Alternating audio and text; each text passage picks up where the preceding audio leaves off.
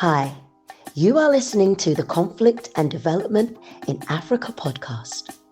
This podcast is for policymakers, governments, researchers, students, businesses, and anyone that is interested in conflict and development issues in Africa.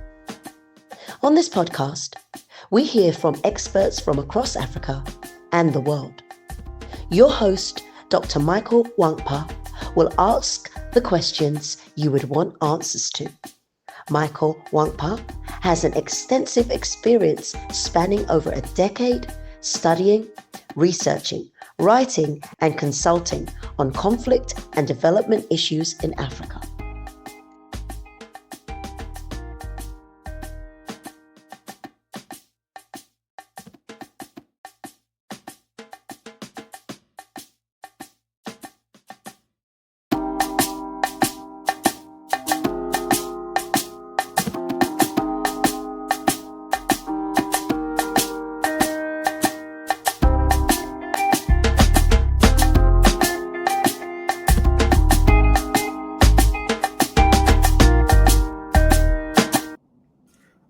Hello and welcome to another episode of the Conflict and Development in Africa podcast. I am your host, Dr. Michael Nwankpa.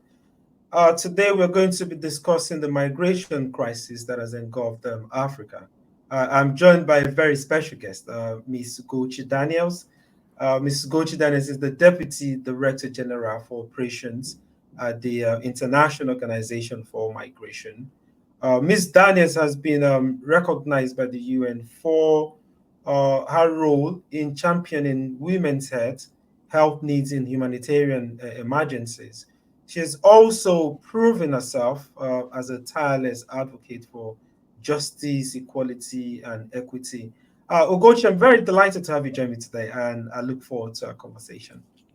Thank you, Michael. It's a pleasure to be here, and I look forward to our conversation too. Great. Let me start off by saying that there seems to be an increase in migration generally, regardless of whatever type of migration we're looking about globally. But we've also seen a steep rise in irregular migration. What are the factors driving migration? Thank you, Michael. So what I often start off with, just to frame the conversation, is recognizing that migration has shaped the history of human civilization, right? Mm-hmm. And is going to continue to do so. And certainly at IOM, we strongly believe that the potential of migration as a force for good and contributing to the goals, the Sustainable Development Goals, development in the South, socioeconomic growth in the North, the potential for that through migration is significant. And we want to do, and we do, all that we can to make sure that there are migration outcomes that work for the countries of destination, the countries of origin, and obviously the migrants themselves. So let's start off with recognizing that on the continent, 85% of the migration is internal within Africa, right? So that's number one. Let's also recognize that since 2010, the number of migrants in Africa has gone up by 53%, okay? At the same time, we know that our borders in Africa are what's the best way to describe this? Colonially defined, right? And for us as Africans, we're not defined by our borders. And so many people that are of the same ethnic group are moving moving across borders, across countries. But for them, they are moving within their community, and therefore, I had mentioned earlier, 85% of migration in Africa is internal, It's mainly people in countries from neighboring countries, right? And that we see that it's there's a lot of mobility. People are constantly moving, going back and forth, right? People are trading. People are pastoralists and moving livestock and cattle, etc. So it's very dynamic, and this is part of our history, part of our culture, and is also our future as Africans. At the same time, we know that we have the most people ever in the world who are displaced due to conflict, due to the impact of climate, due to fleeing persecution, seeking safety, right? And we know from the World Bank data that globally, an additional 216 million people will be displaced due to the impact of climate. Now, you had talked about the migration crisis. That was the term that you used. And it's really unfortunate that migration is framed this way. And the reason I say this is because if you think of the COVID crisis, countries were able to recover from COVID because of migrants. Migrants who were healthcare workers, who were elder care workers, who were working in shops, who were working driving trucks and moving goods, and many of the economies were only able to recover because of migrants. At the same time, we know that global remittance flows are the key driver of sustainable development in Africa. Globally, when you look at the remittance flows, which if you include informal and informal, it's almost $1 trillion. That's more than 3 times of all the international development assistance, all the direct foreign investments. Remittances are far exceed that. And we see that in countries, maternal mortality has gone down significantly. That's women dying due to pregnancy and childbirth, deaths that could be prevented. Children dying has gone down. Education rates have gone up. Health has improved. So migration is a force for good. I really want to establish that. At the same time, we see the ever increasing numbers of people who are moving irregularly as we see social inequality increasing, we see poverty increasing, we see people losing livelihoods because of the impact of climate. We see the impact of terrorism and communal conflict, forcing people to flee. And the term crisis is often used when we begin to talk about what's happening in the Mediterranean, and what we call the Mediterranean route, what we call the Eastern route, people going through the Horn of Africa, through Yemen to try and get to the Gulf, and what we call the Southern route, people going down from the Horn of Africa through Tanzania and headed to South Africa. And we have more people dying than we've ever had before. And there's a very, very strong push and pull factor. I've talked about push. The pull factor, however, is that in the top 30 economies of the world, we have the largest ever labor gap, 30 million jobs.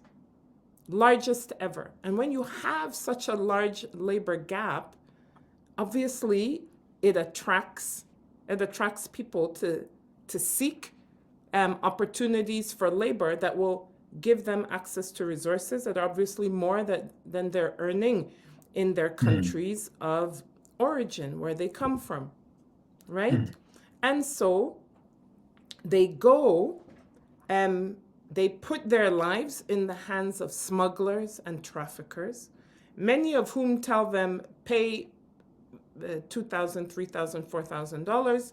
I'll move you to a country in Europe, and you'll be working in a restaurant, or you'll be working as a teacher, or you'll be working in a hairdressing salon, right? All sorts of attractive offers. And they get there and find themselves in really, really horrible situations, and do not have regular legal, we talk about pathways, but really these are different types of visa schemes that enable you to go and work. And so you end up in an irregular status.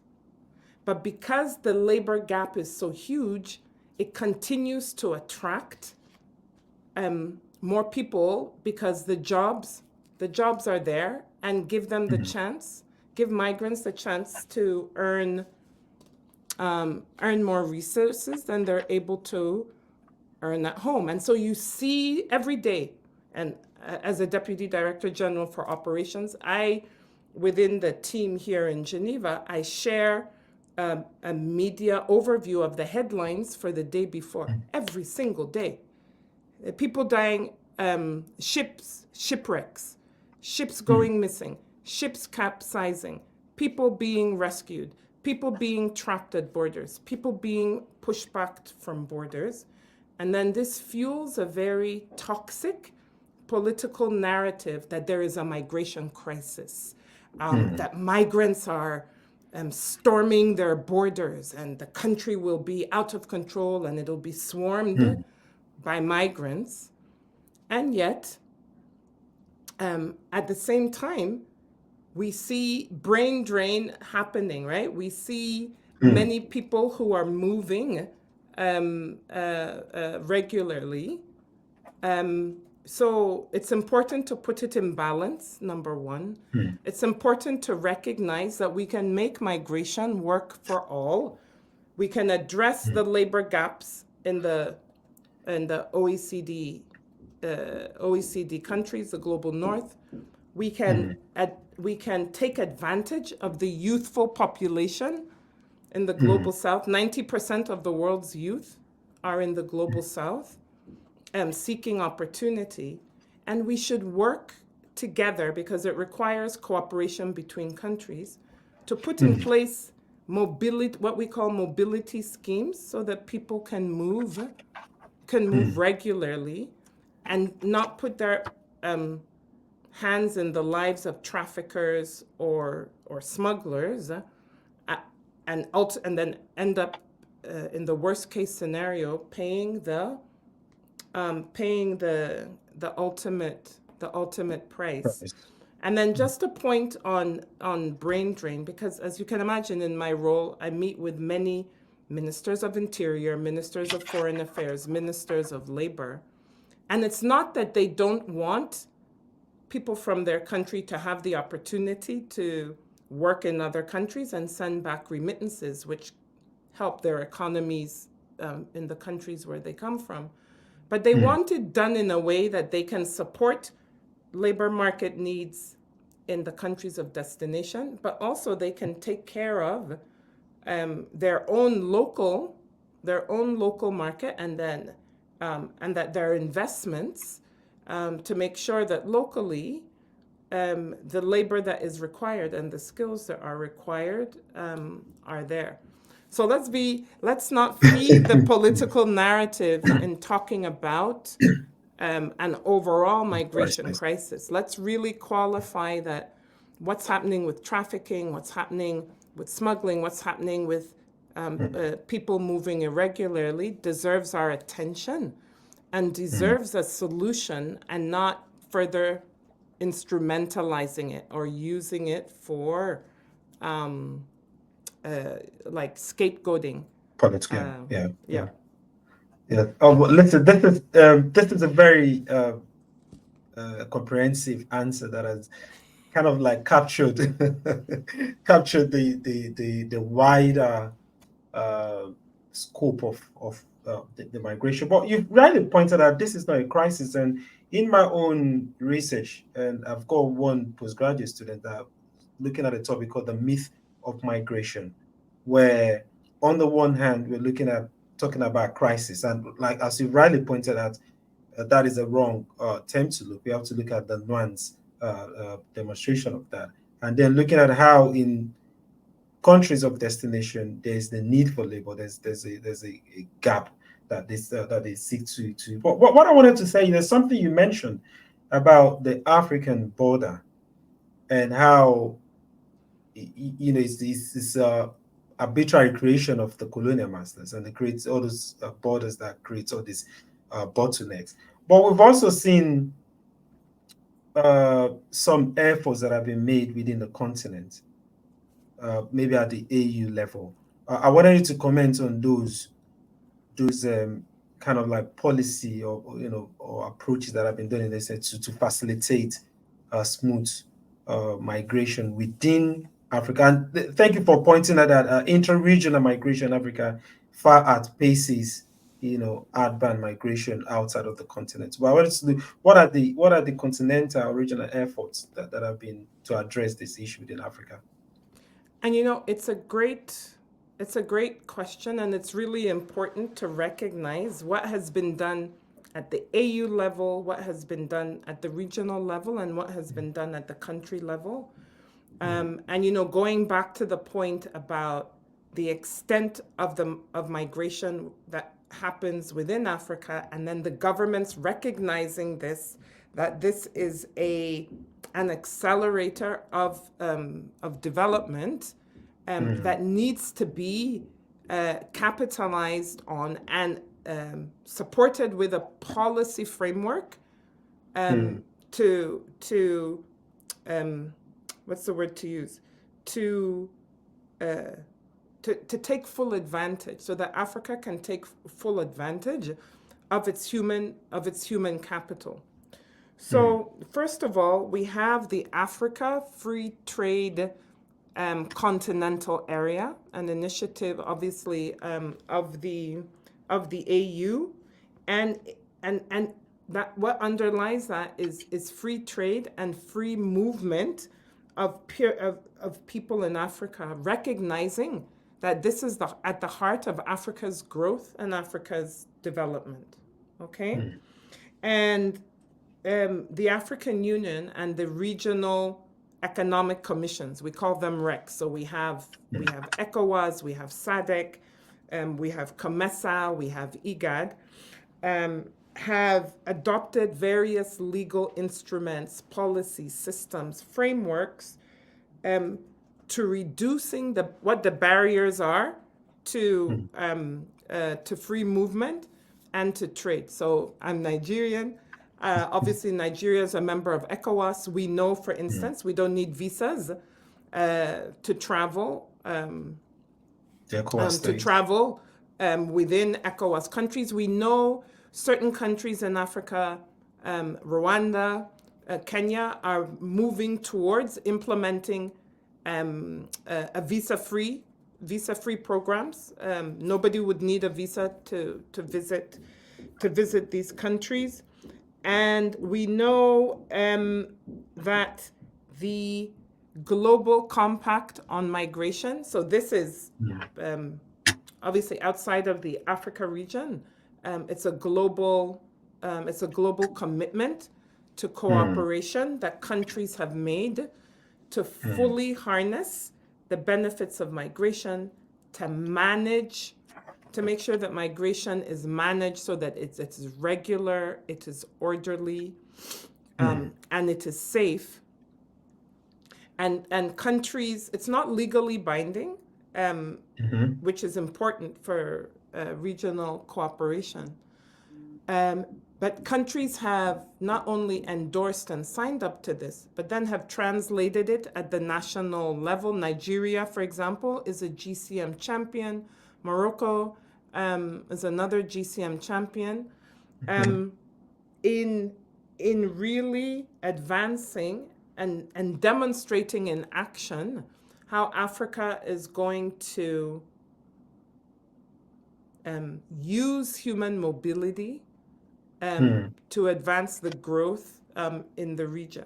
Now, having said all of that, as we know, it's one thing to have the policies, it's another thing to be able to implement it. And this is where IOM steps in. So and as well as the partners we work with. So for example, half of the people in Africa do not have legal identity documents, right? So if you don't have documents on your identity, it's very hard to move legally, right, across borders, even if no visas are required, even if there's free movement. If you don't have documents about who you are, it's very hard to let's say within the formal sector, let's say move from Nigeria to Cote d'Ivoire to work, or move from Ethiopia to South Africa to work. So that's one. The other thing is having to do with what we call in IOM immigration and border governance, managing your borders, right? And every country has the sovereign right to manage who comes into the country and who doesn't. And oftentimes when you think of borders, you think of security, you think of people, keeping people out, and you think of protocols to let people in, all of which are true. However, the way we see borders as being about people. The first interaction migrants have with countries of destination is who they meet at borders. So how countries manage their borders is a key aspect of how they are going to be able to take advantage of migration for their own national priorities and national development goals. And so it's a big part of the support that we provide. We also provide a lot of support to member states, civil society, etc., on labor mobility and inclusion. So what do the visa schemes look like? What do the labor programs look like? We often talk about circular migration, people who may go to work in another country for 6 months in the year and come back home. Which often happens with seasonal work or with peaks in trading seasons. And what are the different schemes and how do you put protections in that? And then the other piece of our work, which is really important, is migrant health. And we saw how important this is during COVID, where in many countries, migrants did not have access to healthcare. They didn't have access to the vaccine. Borders were closed with huge. Obviously, we all lived through COVID, and we know that. But being able to screen, at borders, being able to provide healthcare services to migrants in countries is a really, really, really important part and aspect of human mobility. And we've been working as IOM with countries in Africa on exactly this, as well as with countries in the regions that Africa goes to, whether it's the Gulf, whether it's Europe, because as I said, it requires bilateral cooperation. So there really has been a lot of effort. There's still obviously a lot more to do because we still see the irregular movements. We still see the labor gaps. We still see the need for protection, the great need for protection of migrants. And of course, we still see the need for what we call workforce planning in countries so that they can manage migration out, those that are leaving the country, but also, as I mentioned before, have capacity for their own domestic or regional labor market needs. If we look at you've mentioned the amazing work that IOM does, and I was looking at some of those works. It involves saving lives and protecting people. I think it's anchored on three objectives, and then driving solution, like you've rightly said, and facilitating pathways for. So, if I look at the saving lives and protecting people more, if I hone on to that, I think it was yesterday, if I'm not mistaken, or day before yesterday, that there was another mishap on the sea. Yep. And then that also corresponded with the United Kingdom also passing the controversial Rwanda bill.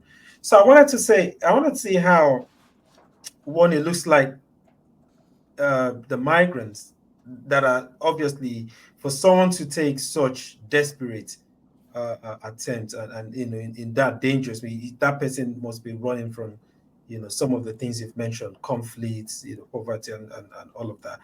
And it seems that these migrants are being criminalized. And we've mentioned other actors like, the smugglers, how does the IOM work with governments such as the United Kingdom, whereas human rights organizations, even here in the UK, other, maybe the opposition party or maybe the House of Lords have kicked against this controversial bill. How does IOM work with the government and also the Rwandan government and other governments in Africa that are striking this sort of bilateral deals with countries in EU? So I'm not commenting on the bill Yeah, specifically. I understand. Yeah. But there are a couple of things. So we, as IOM, support all people to have access to fair and safe processes to make asylum claims, and the ability to effectively present their claims. I already have talked about countries have the sovereign right to manage their borders. We provide support to member states in implementation of their policies to ensure that they're based on international law, human rights standards, international conventions that they have signed up to. If we come back to Africa, we have right now in Sudan the largest global displacement in the world. 13 million in people who are displaced within the country, right? And we continue to have the impact of conflict. We see what happened, obviously, Somalia, Ethiopia. I've talked about Sudan. Of course, there's everything that is happening in the Sahel, and this continues to drive displacement in the region, and on the continent. And of course, we know Africa is highly prone to the impact of the shocks of climate change. And because of this, and you had mentioned and that's why we have a key aspect of our strategic plan is saving lives and protecting people on the move, because of the unfortunate reality that people are on the move because they've been forced to move due to conflict. And we're a key humanitarian actor. About 65 to 70% of our funding is for humanitarian response. It's humanitarian response to deal with their needs while they are displaced. So and whether that is shelter, whether it's health, whether it is water, sanitation, and hygiene, whether it's their needs for protection and to be safe. So that's a key aspect of what we do. Mm. It's not enough. Otherwise, you have a situation where people become dependent on aid. And we see now that needs continue to rise, but the funding to address those needs is not rising at the same, to meet the need, right, at the same pace. So it's really important that we work to end displacement and support people what we call pathways to sustainable solutions, right? And at the heart of a pathway to a sustainable solution is accommodation and livelihoods. If people have that, all the other aspects for self-reliance, they will be able to take care of. And then because we're the UN Migration Agency and because of everything that I've spoken about earlier, a key aspect of solutions is migrating. It's a positive coping strategy if it can be done regularly, safely, and in an orderly fashion. And therefore all the work I also spoke about in terms of the regional cooperation, the policies, the visa schemes, the legal identity, etc. And one key way of working that's a top priority for our new Director General, Amy Pope, is, of course, working with the countries of origin and the countries of destination. And in addition to that, the private sector, civil society, academia, the diaspora. We're really hearing from the diaspora that they want to be seen as more than the remittances that they send home. The remittances that they send, extremely important. They also want to be part of the solutions in their countries of origin. And we as IOM play the role of an honest broker in convening the different types of actors and sectors that need to be represented to fully harness the benefits, all that migration brings and the benefits it has to offer. There's something you clearly mentioned. A lot of time we'll focus, even within the continent, we will focus on maybe from a country of origin to the destination country, but we fail to talk about internal migration. I'm glad you mentioned Sudan. And we also see, like in Nigeria, for instance, maybe it's with Boko Haram, or you see in Kenya, maybe with those of the Somaliland energy. So the internal migration itself, even DRC, it's quite big. What is the scale of that? And is that treated or addressed differently from, because I recently had someone speak about Mozambique and similar stuff that you're talking about. Is that addressed differently? Does that have its own? How is that different from the ad ban or even within? And how is that addressed? I think it must be. What's the scale to begin with? Okay, so what we talk about, what you mentioned is being displaced internally within your country is very different because you're a citizen of that country. Is very different than being a migrant in, let's say, Morocco, in terms of what you have access to and your rights. So there's a whole issue around protection and human rights. And are you able to exercise and have access to those rights? So we as IOM, and I had mentioned it earlier, when I used the example of COVID, where in many countries, migrants did not have access to health services, and health and access health is a fundamental human right.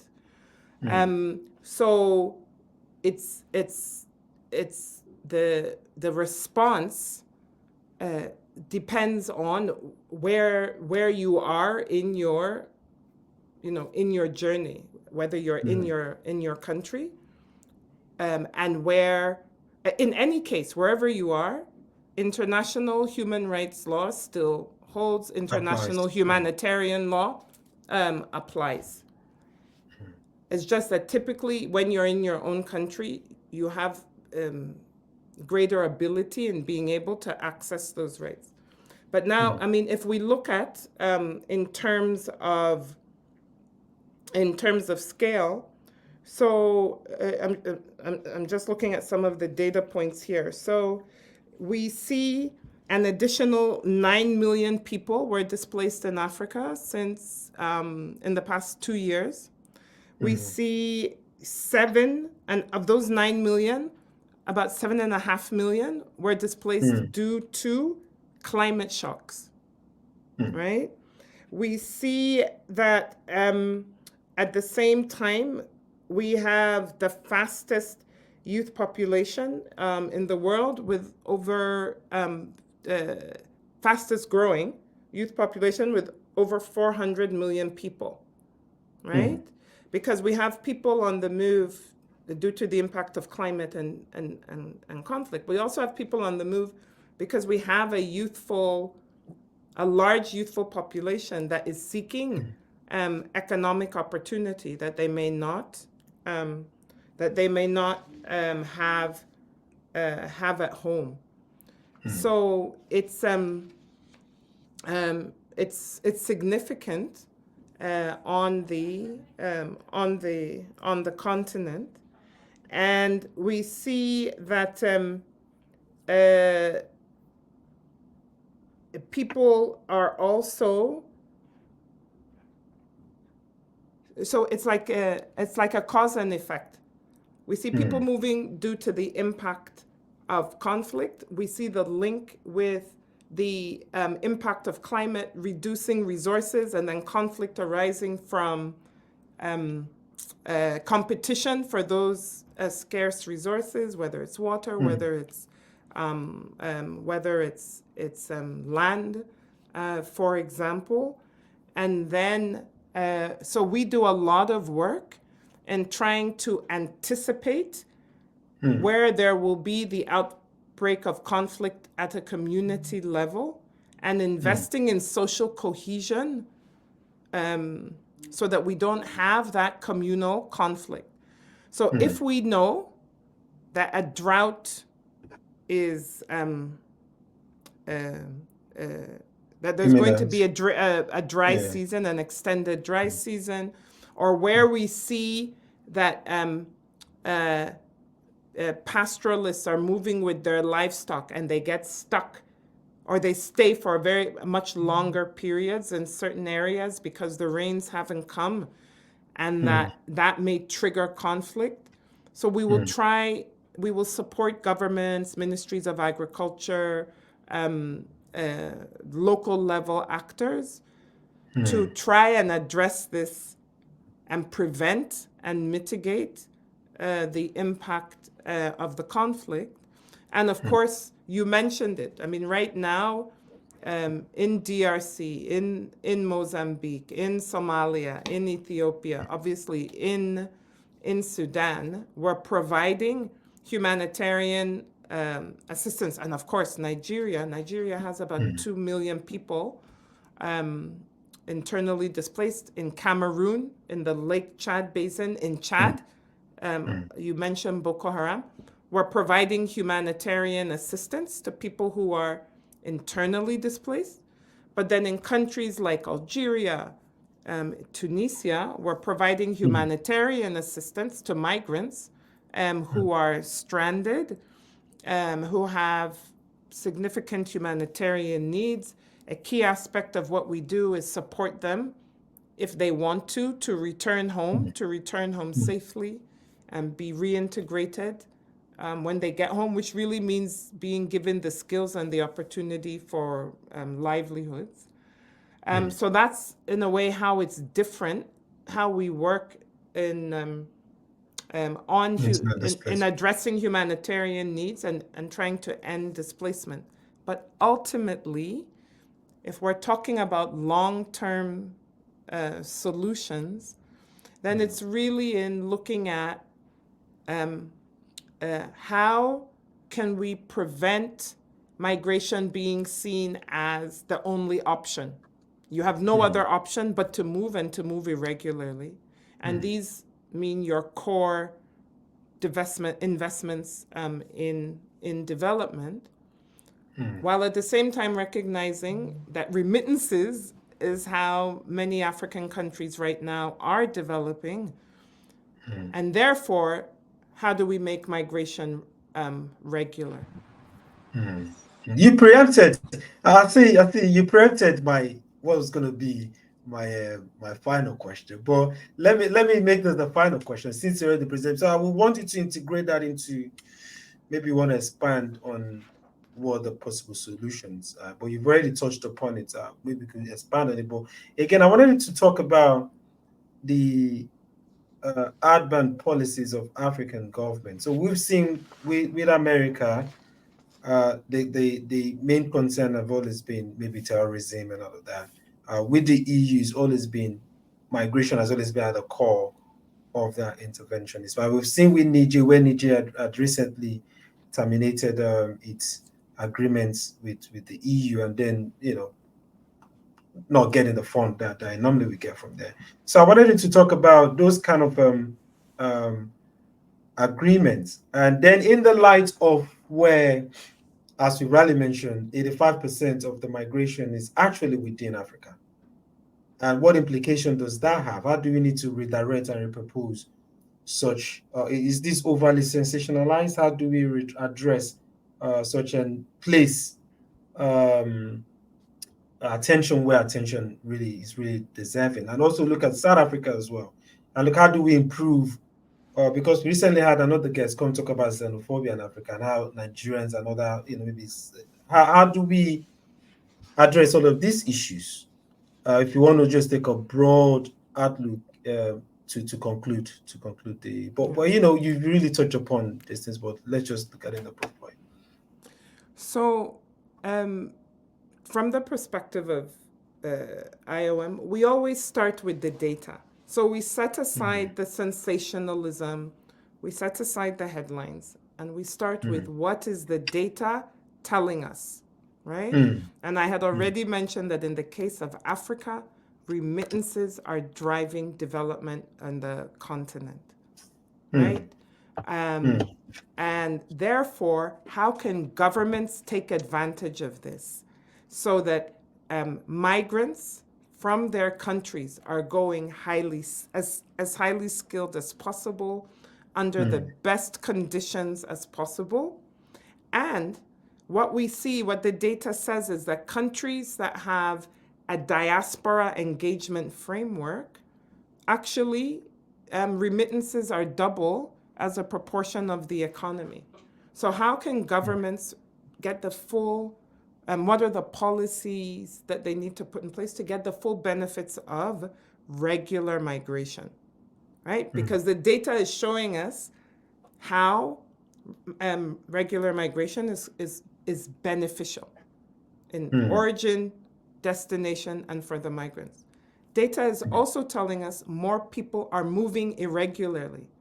And yes, there are many things that, many factors at play when a person decides to move irregularly, right?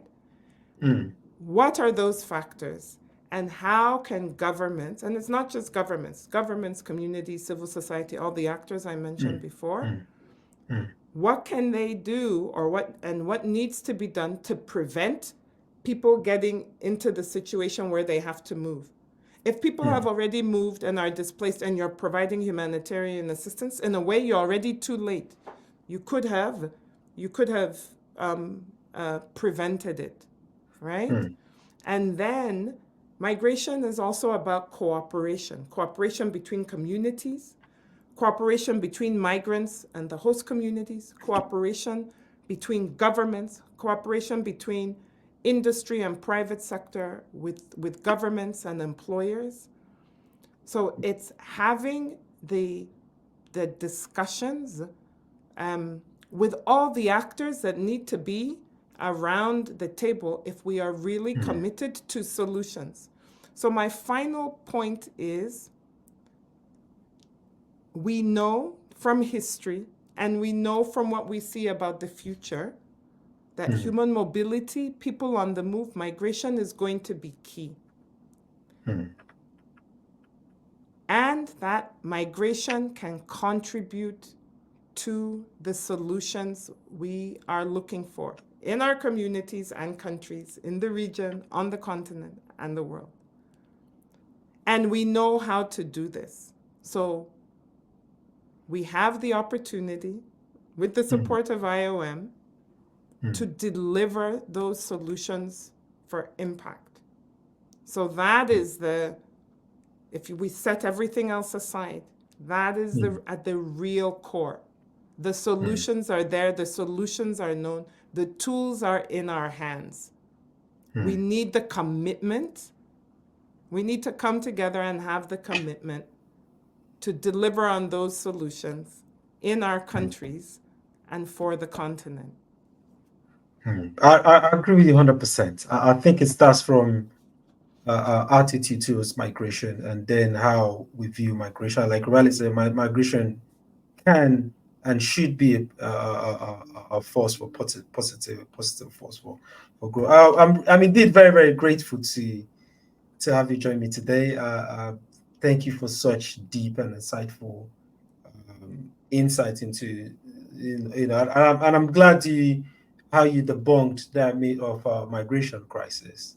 I'm happy that you challenged me in that, and I agree with you 100%. We're very grateful. We've been following your work, and I'm glad you mentioned data. I saw what you posted recently about data. So it's all about follow the data, let the data, reality on the ground define how we approach it.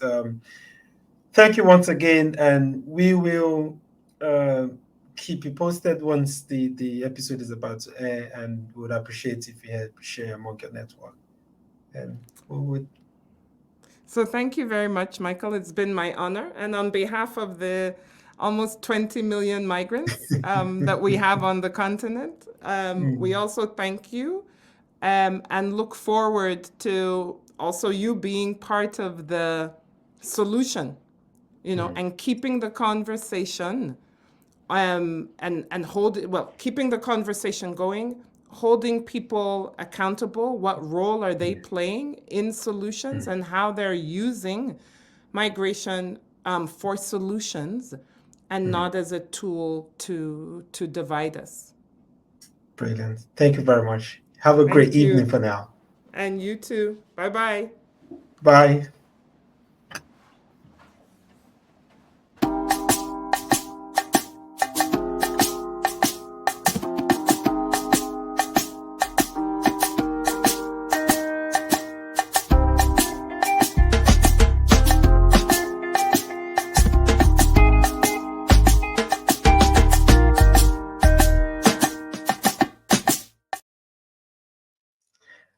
Thank you for tuning in to this week's episode. Join me in thanking Miss Ugochi Daniels for her very deep dive and insightful views on migration in the African continent. I implore you to join me next week for another exciting episode. For now, stay blessed, and I'll see you next week.